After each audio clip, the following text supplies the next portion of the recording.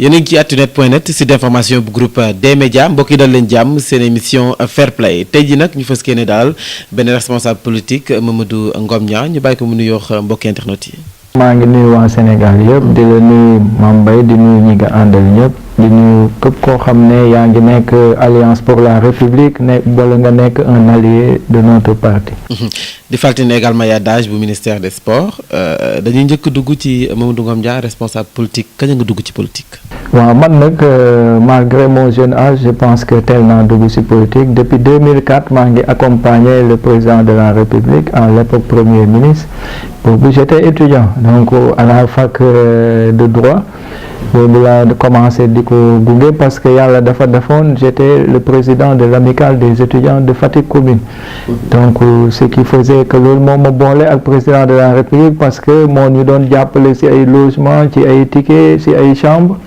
donc moment boobu moom aussi à chaque fois que mu amoon ay mobilisation yu mu doon def appel aux étudiants. ngeen bokk vision mu dem ba soxla réew mi samp ndëndëm ngeen fekk se ko àndax moom ci biir APR. effectivement parce que ñun moom moo nekkoon suñu lépp parce que bi ñu ñëwee Dakar gisuñu papa gisuñu yaay moom la ñu gis donc étudiants yëpp xam nañ ni mu métti donc boo amee kilifa goo xam ne moment boobu ministre rek la woon avant même muy nekk premier ministre parce que bi ñu koy xam boobu mu ngi nekk ministre de l'intérieur donc si la ñëw di ñu jëlal ay logement à la Médina di ko fay donc di ñu jox ay dons de ticket ñuy ndékki añ reer donc loolu du lu ndaw moo tax moment bi nga xam ne mu ngi am problème ak le président Abdoulaye Wade dafa toog ne ñu damay demal suma bopp donc te yéen ndaw yi yéen laa ci yaakaar pour mën a créer suma yooni bopp bu ñu ko waxee ñun aussi on n'a même pas hésité parce que nit ki nga xam ne bon bi nga nee ci jafe-jafe moo la taxaw moom aussi bu ne ci jafe-jafe góor moomul lu dul ñëw wuyu ko ci loolu mu nekk donc étudiants yi ils ont compris unanimement ñu nag ñoom Birame Faye la woon ñoom Thérèse Faye et c'est pas aujourd'hui bon erreur wala événement bu ñu toogee di gis jeunes yooyu di ko gunge ba tey et je pense que ku xamul moom mooy toog di douter mais ñi xam dañ xam ne ñi may gis ñu wër président lu ci ëpp ay ndawam la depuis université boo xool lu ëpp ci ñun ñi ci nekk ay politique sa bëri wuñ donc politique dafa métti et man damay toog sama ne si c'était à refaire dugg ci dugg mais boo xoolee li ñu ci dugal rek da ngay xam ne ku mu newoon di nga ci dugg ndax yow bu la nit taxawoo woon noonu sax je pense que benn moment bu la wooyee di nga ko gunge. voilà kon su ma la déggee yow université foofu ngeen bappatee ci wàllu politique mais à un moment donné dellu ngeen ci base bi ngeen demee ba xam ne tey jii kii dafa bëgg ñu jàppale ko dellu ngeen ci base bi noo leen dundee loolu mobilisation bi et tout ça en tant qu'ay ndaw. je me rappelle premier jour bi nga xam ne ñu ngi jógee këram Fann Résidence di utali Fatick jour boobu final coupe maire bu Fatick la moom à l'époque moo nekkoon le maire de la commune de Fatick ñu war a fubali coupe maire mais fekk na Ablaye Wade wàcce na ko ñu ngi am seeni problème moom moment bi ñuy dem fekk na mu démissionné poste yi ko gars yi joxoon yëpp ba ci mairie Fatick ba am na ñu doon wax sax ne comme démissionné na coupe maire bi waratu ko organiser. donc bu doon demee avec les moyens du bord. waaw avec les moyens du bord bi ñuy dem bëri wuñ woon je pense que si ténor yi ko wër nii y avait que Mbaye Ndiaye Cissé Lo ay Mahmoud Saleh Abdou Mbow.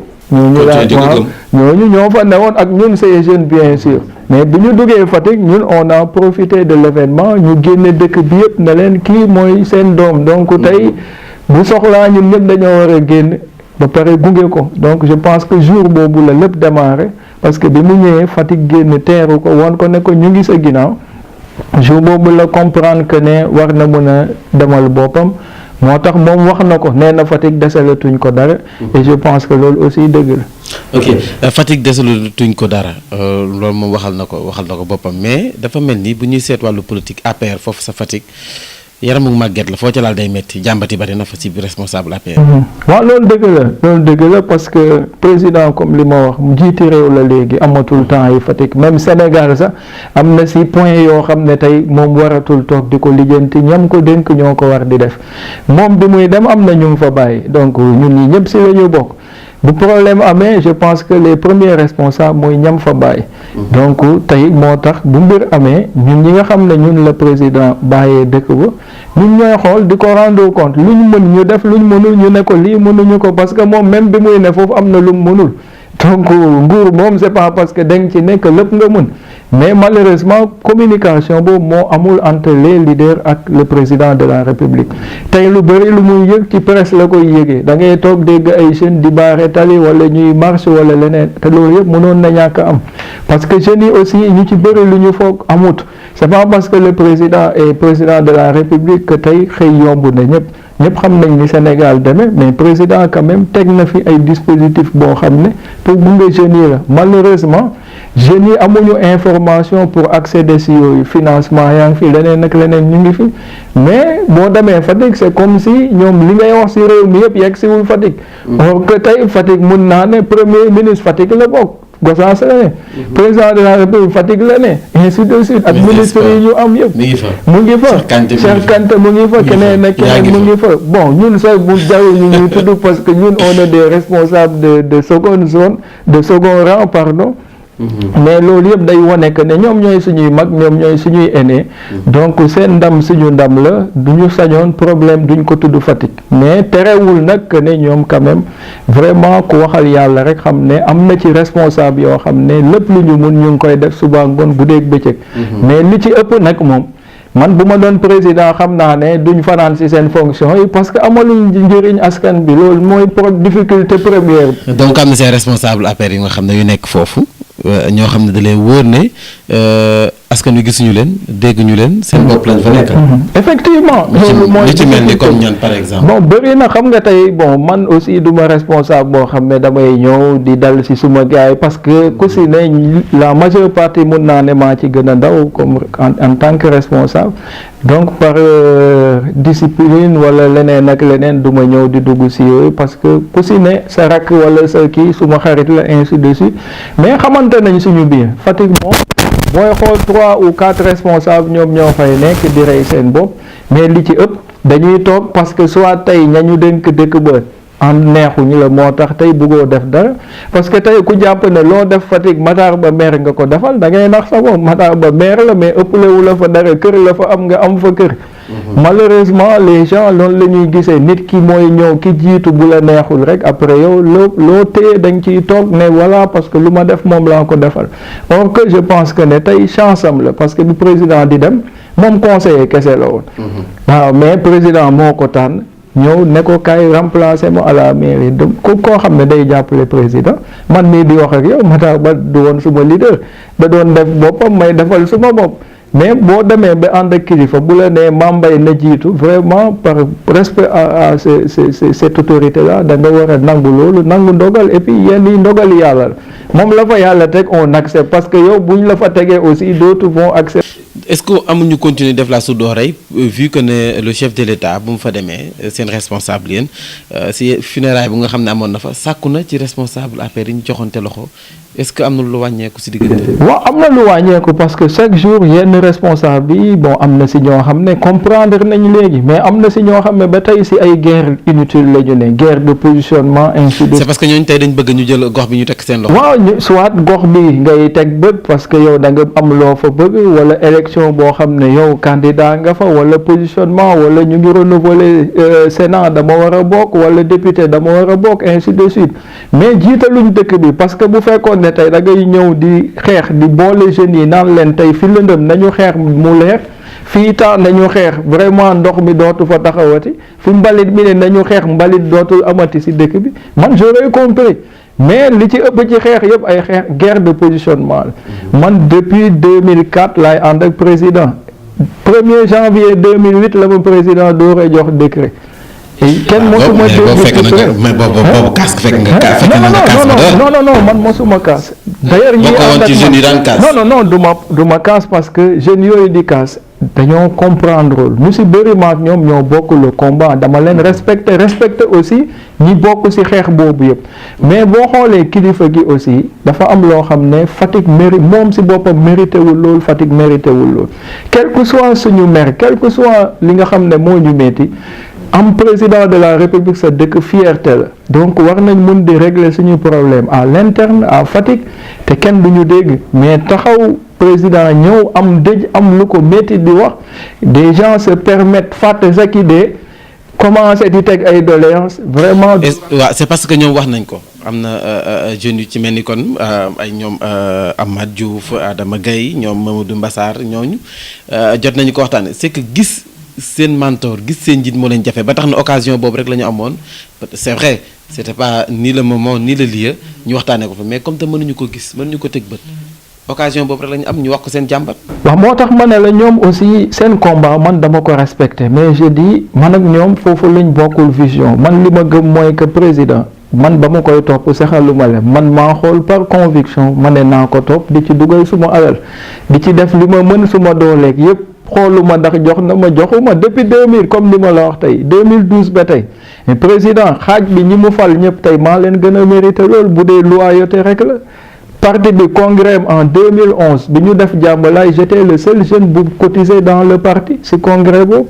ñi cotisé motuñu 10 cette liste là boo demee à la présidence nga laaj ko Ablaye Ndour mu wax la ko j'étais le seul jeune tey xoolal ñaata jeune le président jox responsabilité yoo xam ne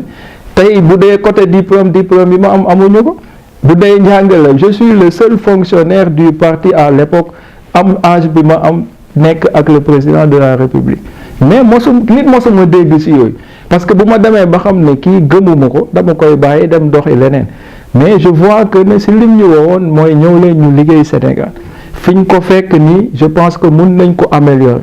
maintenant yow nag Sénégal malheureusement boo gisul sa bopp si dara rek da nga naan dara doxul. buñ laajee seen wàllu joxuñu. waaw parce que tey man je dis je respecte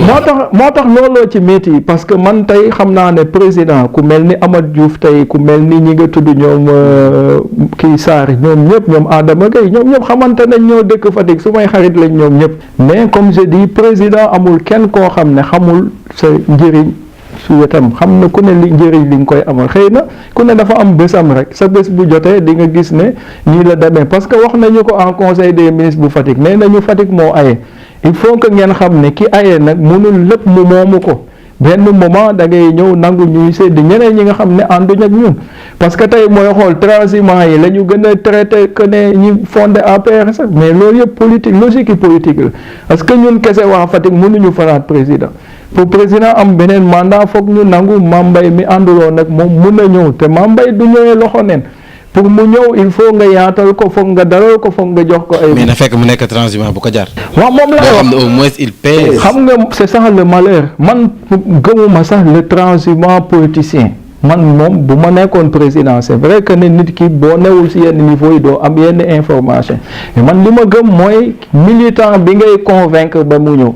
mais du ñëw xool benn politicien boo xam ne depuis les années 60 mu ngi fi. ngay côtoyer wala ainsi de suite def na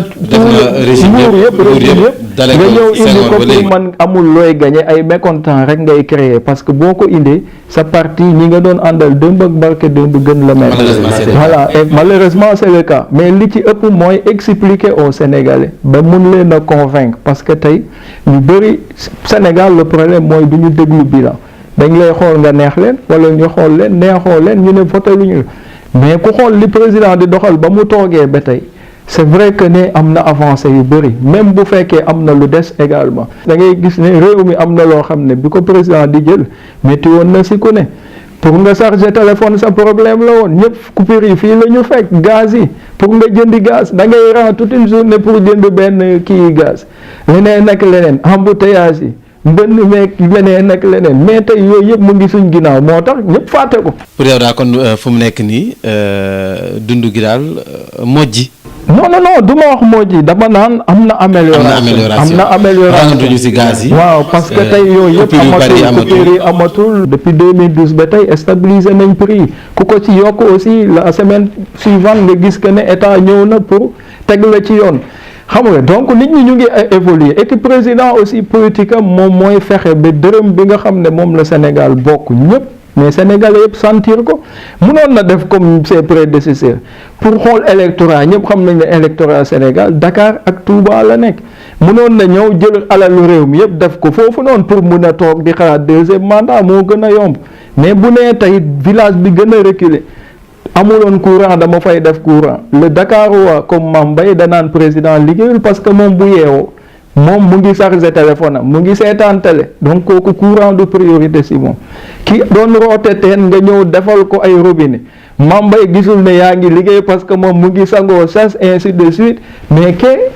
ndox sax ba mu juddu na ba tollu noonu mosul seen ndox. Donc c'est ça pourquoi les Dakarois et ceux qui sont dans les villes yu mag yi jàpp ne président liggéeyul mais boo demee si àll bi di nga xam ne président li mu def waaw bëri na piment PUDC leneen ak leneen maintenant nag loolu boo koy def man nii di wax ak yow sax damay jàpp ne président liggéeyul parce que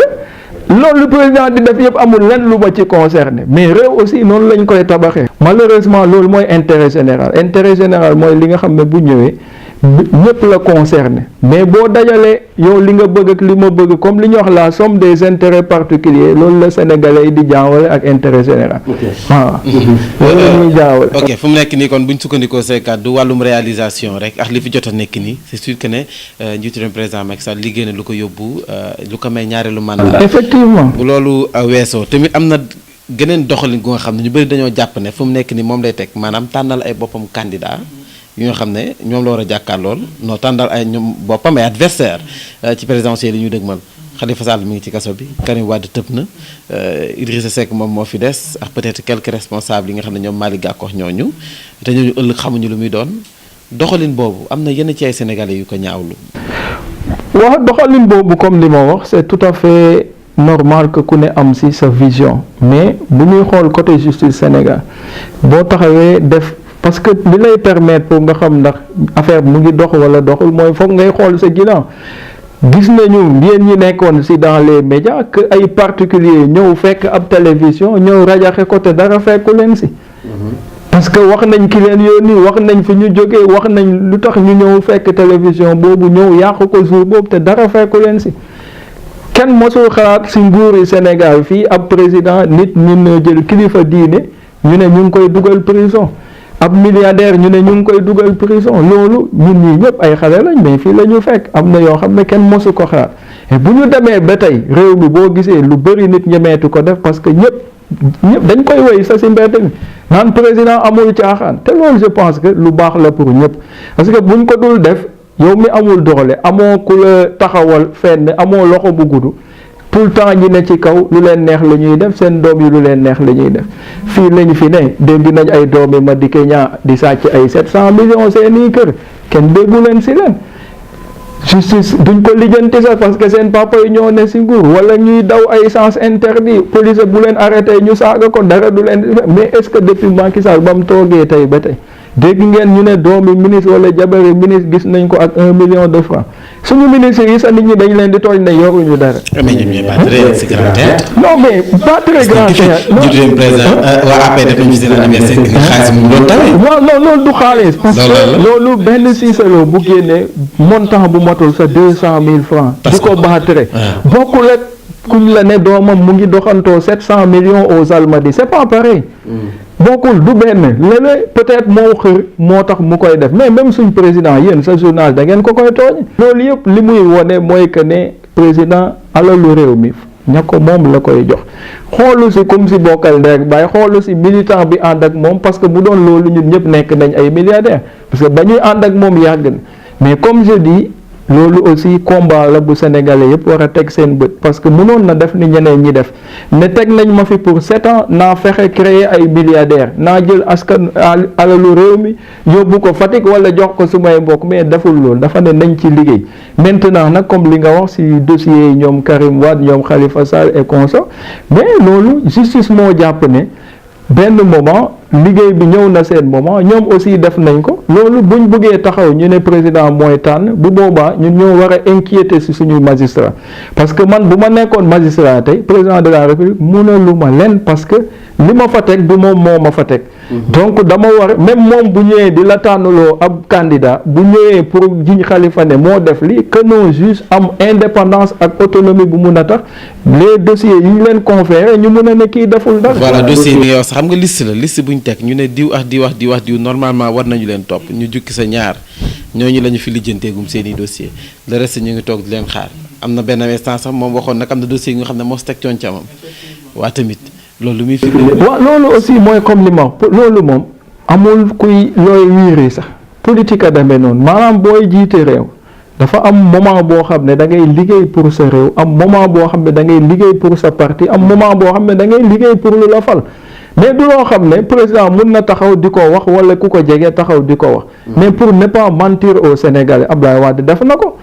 Abdou Diouf def na ko Abdoulaye Wade bi mu ñëwee baron PS yëpp la woo ne leen ñëw leen ànd ak man ma bàyyi leen rek li ngeen yëpp mais ku ci ànd mais Mbaye Diouf bu Thiès lan moo tax li ko dal yëpp dal ko parce que nanguwuloon transiger mais ñi transiger ñëpp ànd ak Abdoulaye dara fekku leen si te Sénégalais yi coowuñu ko kenn. ko daganal loolu non politique moo mel noonu. parce que politique gis nga loolu même aux États-Unis noonu la demee. politique ki nga xam ne tey leer na la ne kii mun na la yaaxal mais boo ko mënee écarter da nga koy écarter politique a demee noonu mu ngi mel ni combat yi am na mbër yoo xam ne tey du ñu dajeeg diw parce que diw daf may yaaxal bu ma dajeeg moom mu freiné ma mais du ma dajeeg yow. vraiment ay côté mais milité wu ma activement damay jàppale Thérèse rek. ok foofu laa doon jëm kon yaa ngi côté si Thérèse parce que tamit Marème Thiam Babou mi ngi taxaw. waaw man je respecte Marème Thiam suma xarit la Thérèse aussi suma xarit la ñoo nekk doon université mais comme man li ma la wax ñoom ñëpp gënuñ ma yellool ko gère. sa xel a ngi ci yow non suma xel ne aussi mais dama ne Thérèse la fi président teg taxaw ne maa ngi ko fi bàyyi ba 2019 après élection donc je suis moom jéemuma ko sa kii man lu président wax loolu laa wax xam nga man li ma wutaleeg yeneen responsable bi mooy man amul lu may xëccoo parce que tey mënuma jiitu si yëf yi ba pare di xoole ba heure bii ne damay door a xët. donc fi mu la teg fa ngay tegu. je suis derrière lui moom nag lu ko ngoram may ak lu ko xelam may mu def fii mu ma indi même man bu ma toogee ba xam ne fii arrangé wu ma man maay ñëw remercier ne ko jërëjëf dem xool. Mamadou Ngom Niang au niveau local am nay ambition. sa Fatick non Fatick aw ma fa benn ambition. ëllëg fës kii na wu jiite mairie ba. non loolu kenn du wax jamais. Fatick moo ñu jox lépp lu ñu am lépp lu ñu mun pour développer Fatick dinañu ko def mais pour le moment man bokkuma si ñi nga xam ne dañoo yàkkamti seen àdduna mënoon naa ñëw dugg ci biir grand yi ëppale wuñ ma dara du diplôme du xam-xam du dara mais ku ne ak sa chance ñoom la yàlla teg fi pour le moment je suis derrière eux. su seen temps jeexee nag ñun suñu biir en tant que jeune dinañu waxtaan bu fekkee yow yaa gën a méritant dinañu la ne kaay ñu ngepp la nga toog moment bi moom mandat jàmbur la nañu gunge ñooñu ñoom ñu def ba fu ñu yem ñun bu ñu ñëwee ñu continuer donc moo tax du ma wax ne amuma ambition Fatick mais dafa nekkagul des ambitions dans le présent. voilà la ba rappel ngay lancer responsable APR yi nekk foofu sa Fatick ak parti dendandoo yi. li ma leen di wax mooy ñu jóg wàcc parce que président fi mu jëm ay mbokkam rek ñoo ko mun a dimbali ñoo ko mun a xeexal ñoo mun a tax mu am li mu bëgg. te tànk yi ñu teg nii jàppale. combat bi combat président la lu waaye mënoon di def nga bàyyi ko bu ñu paree nag bu ñuy reyante suñu bii ñu def ko mais lii je pense que ne tey parce que balaa ngaa ne naam ne fa. am na ñoo xam ne Fatick gëmuñu sa ne président dina am deuxième mandat. ba nanguwuñu génnee sax li ñu yor. c'est des gens aujourd'hui pour ñoom bu ñu politiquer li ñu yore bu ñu daanoo voilà ils sont foutus mais loolu yëpp ñàkk a gëm yàlla ndax président bi muy ñëw ku ko newoon di nga gagné Ablaye du ko gëm. yàlla newoon dina ko remplacer bu waree am deuxième mandat aussi dina. un mot sur Idrissa Seck. mënuma gëm koo xam ne tey def nga fi ay say jaloo rek Sénégal rek laa gis ay nit di xëccoo ay milliards. ñu dem élection ñañu jigante milliards yi ñu jox kii premier jox kii deuxième loolu mooy lay woon ne ñun askan bi sax xamuñ li ñu bëgg mais Idrissa Seck mënul ñëw dem rey ab mbàkke biir Touba taxaw Serigne Saliou ñaan ko mu ne fu mu mën dina dinañ ko jël ko taxaw tey bugg ak fanaani Touba di non mais c'est pas honnête parce que président Macky Sall modèle la loo ko bañ xam ne modèle la kenn du ko dégg mu wax lu ñaaw doomu aadama ak fa mu jaar aussi parce que moom doomi béykat la comme yow comme man du doomi milliardaire ay ñu mel ni Idrissa Seck munoo toog si ay milliards yow réew mi doo fi sa joxe soutien gàmmu mais ba ko waa Thiès joxe mairie ba da ko fa délégué dem yoonam di tëdd si ay hôtel loolu la fa def ñu jox ko conseil départemental lan la fa def il dit lu dul exceller si wax ju bon amul lenn loo xam ne amal na ko Sénégal Malick Gakou sax mun nañu wax ñëpp gis nañ li muy def si banlieue bi ainsi de suite parce que c'est pas parce que nekkook nit ki que doo gis li muy def action yi muy def c'est quelqu'un que je respecte parce que mu ngi dimbale Sénégal mu ngi dimbale ak askan bi mais il dit nañ ma wax lan la Idrissa Seck mu sa def pour ce Sénégal là amut lépp lu mu am mu ngi ko génnee si biti ak ay doomam mais amul nit ku mun a taxaw Sénégal ñu ne kii Idrissa Seck moo ko dimbale même dans son parti gisuma ko. ñu koy jaajëfal Mamadou Ngom Niang kàddu gu mujj gi. lu dul di leen di remercier di ñaan yàlla réew mi jàmm ne fi président de la république yàlla tegaat ko fi may ko un second mandat ñun nag ñoo ëpp lu ñu métti dans ce parti mais gëm nañ ne une fois le président am second mandat dina mën a gëstu sa jeunesse gëstu Sénégal jàppale ñi mu war a jàppale teg réew mi si yoon bu Sénégalais yi perte seen temps parce que en boo ñëwee jël si Mame Mbaye aussi le temps muy toog mënu fi def dara après da nga koy mujj merewaat di ko saaga te amul sens kii mu ngi si yoon jeexal na presse nañ ko gunge bu paree nag maintenant le pays c'est ouvert à tout le monde. mu ngoog muy appel bi nga xam ne Mamadou Ngom Ndiame moo ko lancé jëmale ko si askanuk Sénégal mu di ndaw la responsable politique foofee ca Fatick DAGE bu ministère des sports waaye si casquettu responsable politique bi lañ ko doon séqal moom ak waxtaan mu ngoog mu nekkoon seen émission Fair Play ñu leen di jox rendez-vous gannaaw ba ñu jaajëfalee Malick Gadiaga Laye ci wàllum réalisation bi Mansour Ndiaye ci wàllum technique beeg caméra bi rendez-vous dans 15 jours si beneen numéro jaa ngeen jëf.